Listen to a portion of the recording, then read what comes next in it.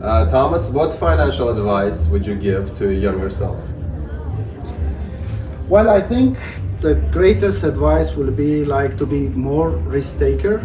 I remember when I was young, I was like too much worried about what other people might think, and so I think the greatest advice would be just focus on what I think, right, and be more risk takers. And Yervan, what was the best financial decision now looking back at your career and experience?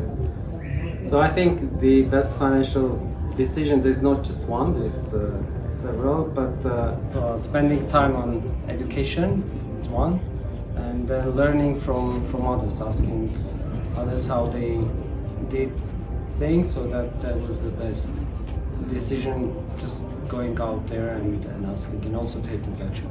Yeah, sounds good. And Berch, now Thomas mentioned risk, startups is the next question for me. If we're doing investments and financial decisions with regard to startups, how do you evaluate startups? What are the things, given your experience, what are the things you consider? So when I evaluate startups, I look for them to have a good understanding of the problem, who are the users and how many are there, and have tested a solution to see if that addresses the problem and makes the adoption very quick. So you don't have to take a long period of time to develop the product and change it, etc. So I'm looking for them to have gone through the first 3 or 4 steps and have a business case based on that, so that my investment is going to become clear as to what they do with the money. Yeah, that's excellent. And now the question to Michael as well. So you're a professional investor, you have a lot of experience both with dealing with startups, investing in startups as well.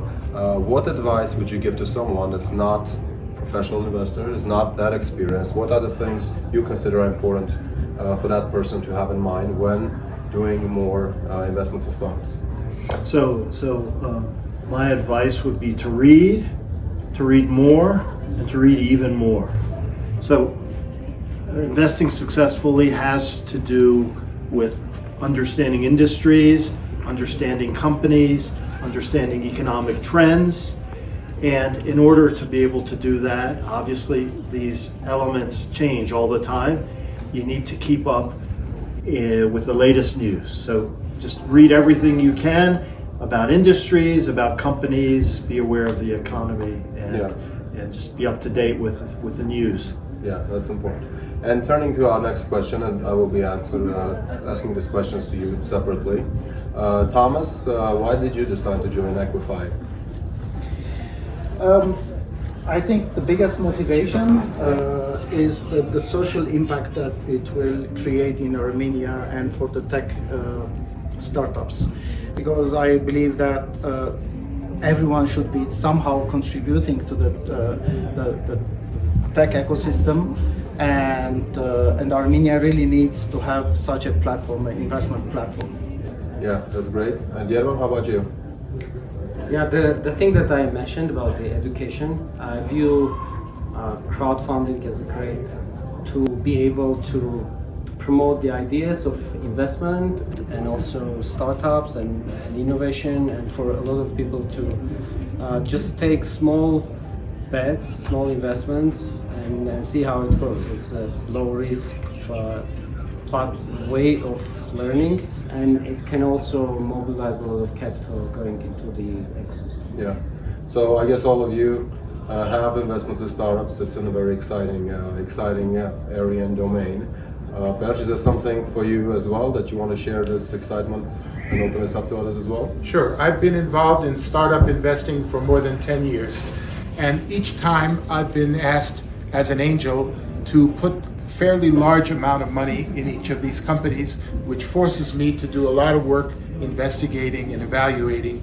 And I always wanted there to be a way to accelerate that process and make it possible for me to be exposed to a lot of startups without having to invest in each one individually.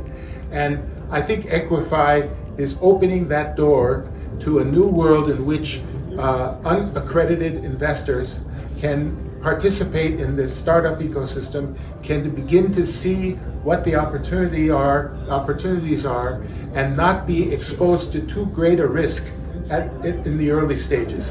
So I think this is the reason I joined eqwefy. Sounds good. And Michael, how about you? I'll answer the question a little differently since I'm a co-founder. The reason we undertook this initiative is because we saw opportunity for Armenia. So this business model, this investment model of eqwefy has worked around the world in many, many countries.